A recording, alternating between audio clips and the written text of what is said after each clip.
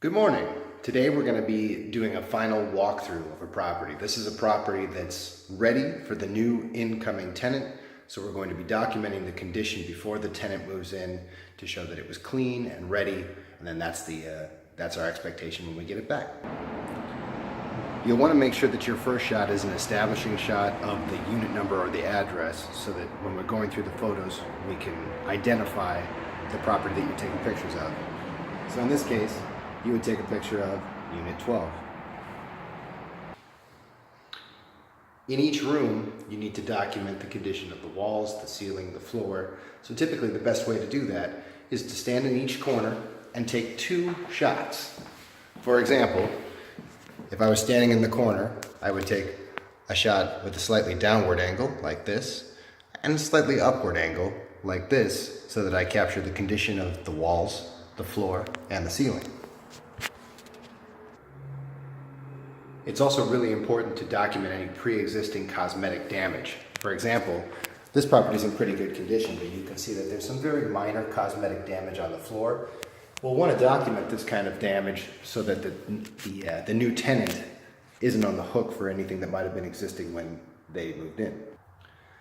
The kitchen tends to be the spot that tenants miss. So when you're documenting the condition of a completed property that's ready to go, document how clean the condition of how clean the kitchen is. Especially, you'll want to document that the refrigerator is cleaned out and that all of the drawers are clean, that the freezer is empty and cleaned out. Microwave, make sure that it's wiped down and cleaned out. Stovetop, oven. These are all things that tend to get missed. And then a big one is cabinets and drawers. Very often, tenants will leave these unwiped out. There'll be food bits in there and crumbs and things like that. So when a property is complete, make sure that you document that everything is nice and clean.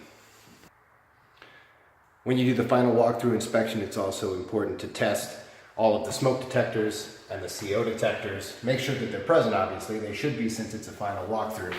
In this case, we're just going to hit test, and you'll see that that one is working. Loud. Usually you'll want to use this opportunity to also document that all of the light bulbs are working, test the garbage disposal, things like that. In this particular case, the power is off in this unit, but make sure you take the step of testing all the lights, documenting that all of the light bulbs are in good working order, test the garbage disposal, test the stovetop, especially if it's electric. Just make sure that everything is working. In this case, there's no power, so it's a little bit of a challenge, but just make sure that you don't skip that step. Bathroom vanities and sinks are another spot that's missed. So, just make sure there's no hair in the sink.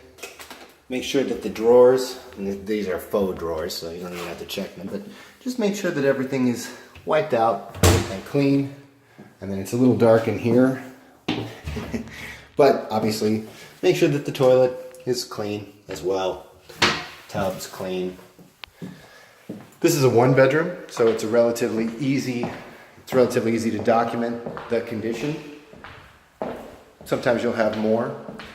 But you'll go through and just take photos of absolutely everything. So take a photo of every single drawer wiped out. Take a photo of the toilet. Take a photo of the shower. The idea is we want to have a document of exactly the condition of every single item when we turned it over, so that if there's a question when the tenant moves out as to whether they should have cleaned something, we can say, look, it was clean when we gave it to you, and when you give it back to us, that's the same condition that we expect it to be in.